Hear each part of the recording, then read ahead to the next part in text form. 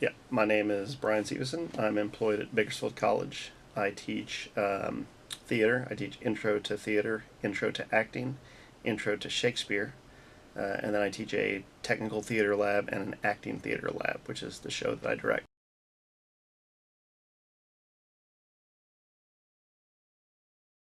So I think probably I've been interested since grade school. I think I played if I remember, it was third grade. I played the Cowardly Lion in Wizard of Oz, and then I would always try to be the class clown. So that was kind of theatrical. I did some plays in middle school, and then I did a couple plays in high school.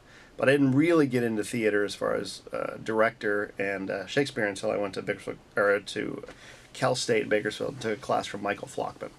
And so he was my mentor there. He taught Shakespeare. He inspired us to kind of do our own thing. So post graduating from Cal State, I started with a group of friends. We started our own theater company, a Shakespeare company, and that's when we really started, doing theater all the time.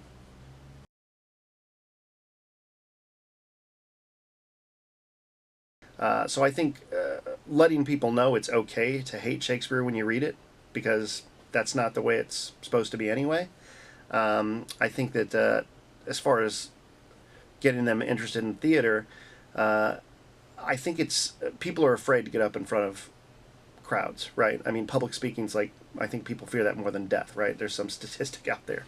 But acting is kind of a nice gateway to that public speaking, because you have to be up in front of people, but you get to be someone else. So you kind of have that layer. So I think that in the intro to acting class, what we discover is the people that join the class, they didn't think they could do it, but then they get up there and they find that being someone else actually isn't as challenging as they were worried it might be.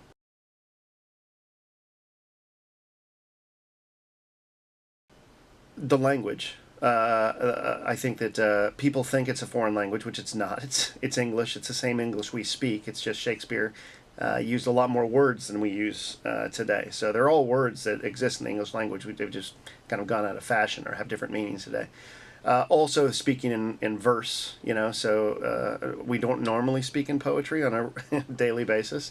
So getting the cast familiar with that, the actors familiar with that, and getting them comfortable with how to deliver Shakespeare's language, and then B, finding ways to make it more accessible to an audience that, for the most part, comes in thinking this is Shakespeare. I'm probably not going to understand it.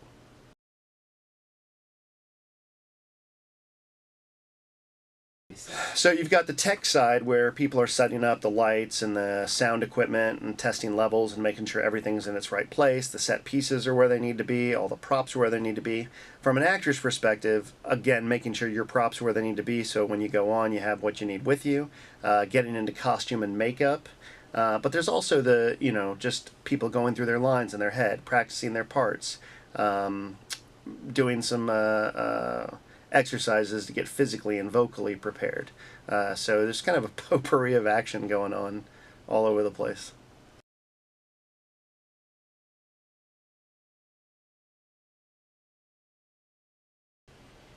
So yeah, so I founded the Empty Space back in 2003. So, and then I went off to grad school, and some people ran it as a nonprofit, and then I came back, and now for the past, I think, 4 or 5 years, I've been the executive director of the Empty Space. We use a lot of student actors in our productions, which is great, because not only can they kind of work here, but they can go and get that. It's not professional because you don't get paid, and that's pretty much the definition of professional, I think. But they do go and get some kind of real life experience working in plays. A great theater student is someone who is ready to learn new ways to become a better actor, to learn to appreciate theater and its history and understand how we got to the point where we're at. A good actor is someone who prepares ahead of time, comes in with ideas, can be creative and try new things, is receptive to input from whether it be a director or a process with actors, and basically a good actor is someone you can believe.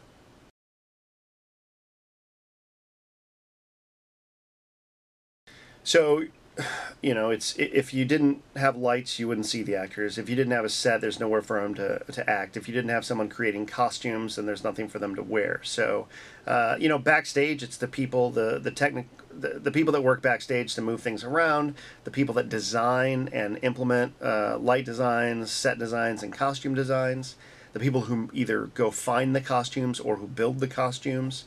Same with the properties, you know, people who have to go and find those props or people that have to create them.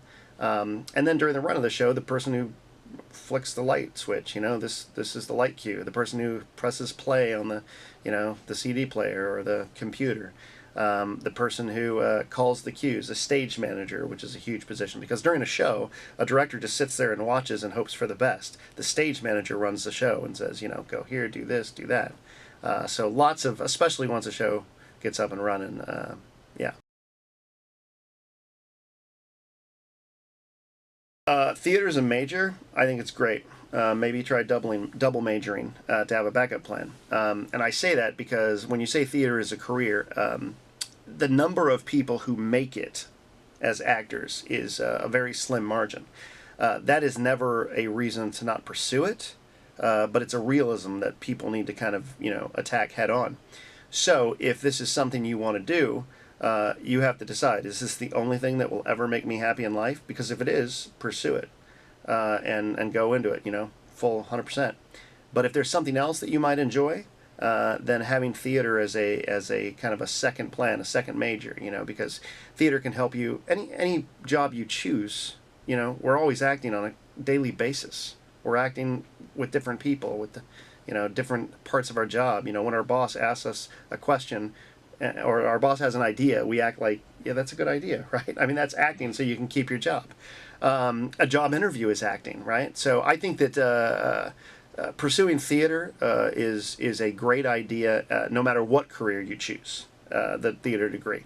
As far as becoming an actor or a professional actor, that's a long road, and it's a lot of work. And I think that, like anything, I think that people need to appreciate how much work it is to really make it. And if that's what they want to do, then go at it, 100%.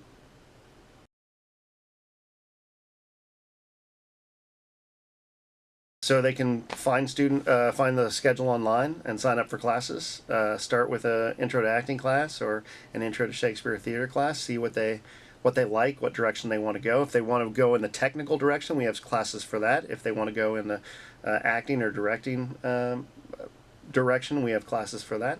And then the other thing I would say is just get involved around town. You know, like theaters on Facebook or join their mailing list so that when they have auditions, you go and you give it a shot.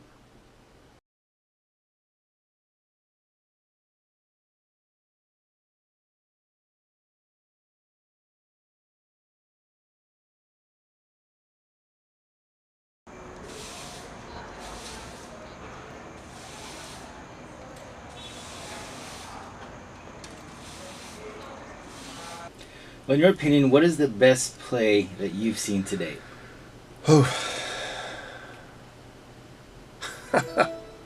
Yeah, that's a tough. You even gave me that ahead of time, and I was thinking, I'm like, that's a tough question, and I'm still saying it's a tough question.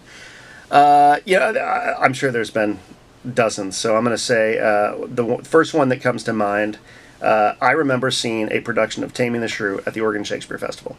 And Taming the Shrew is a problem play because it's very sexist in its nature. You're taming a shrew, right? And it's got this huge speech at the end where the woman pretty much says, the shrew says, everyone needs to do exactly what the men tell them to do. But this was a production in which somehow they made it about a relationship and the agreement of a man and a woman to create that relationship and become one. And, so the last speech was more about a choice of what they were doing together as opposed to, this woman who had been tamed. And I never thought the show could work in a modern context, and somehow they made it work, and that has stuck with me, and it's very impressive. And where did you see this? Oregon Shakespeare Festival. Oregon Shakespeare. Yeah, and I'd love to take a crack at it sometime, but I don't know if I could possibly do it as well they did.